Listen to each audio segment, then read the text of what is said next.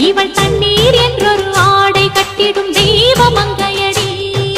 தையம் தீயம் தக்கு தீயம் தக்கு தையம் தீயம் தக்கு தீயம் தக்கு தையம் தீயம் தக்கு தீயம் தக்கு தையம் தீயம் தக்கு தீயம்